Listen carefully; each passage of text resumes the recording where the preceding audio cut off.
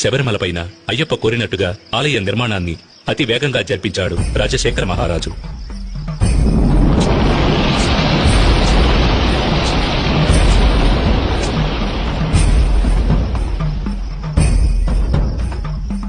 ఆ ఆలయంలో జీవిత తత్వాలను వివరించే విధంగా 18 మెట్లను కూడా ఏర్పరిచాడు.